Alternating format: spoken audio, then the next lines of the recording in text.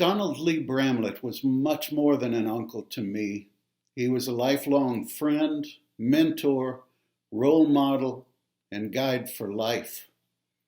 In many ways, Don was just like his mother, Violet. I never heard either of them raise their voices, not even when I richly deserved it. They never complained. They were quick to notice the good in people and slow to criticize. They never saw anyone too low to respect. They never saw anyone too important to be treated like family. Hard work was their constant companion, and family was always their greatest joy. But there were a couple of differences. Don Bramlet had a rotten streak a mile wide. Sometimes I'd come in from college when I was staying with Grandma Violet, and everything had been rearranged. Don had been there while Violet was at work. When she came in and saw her house turned upside down, she usually didn't say a word. But sometimes she'd get so frustrated, she'd say, "Donald Lee Bramlet." It was the strongest language I ever heard her use. She'd drag back every stick of furniture the way she had it, and the next day he'd drop by on his way to work, and neither of them would say a word about it.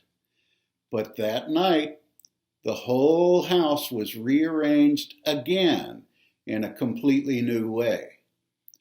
I don't recall how long that went on. Weeks? Months?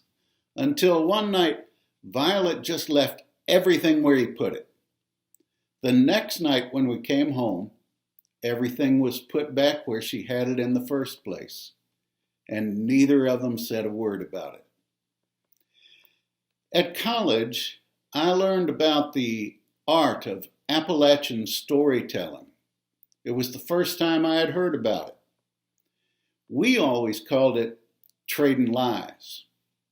Now, that doesn't mean our stories weren't true. Appalachian stories are always true.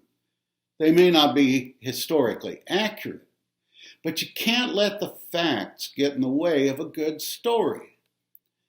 Don was a master of the art of Appalachian storytelling. He could say anything with a straight face. And he taught me to listen to tall tales for the truth instead of the facts. Since 1983, I've been a Methodist minister. People say I have a storytelling style of preaching. Sometimes they say I'm an Appalachian storyteller. I don't know if that's supposed to be a compliment, but I always say thank you. And in my heart, I always wink at my Uncle Don when they say it. Sometimes people say, when you start telling your stories, I'm never sure where you're going. Then I laugh out loud and say, let me tell you about my Uncle Don. I hope that people would say there aren't many things I do take seriously. If so, I know I take that from my Uncle Don. But he was always dead serious about faith, love, and family. And I hope they see that in me as well.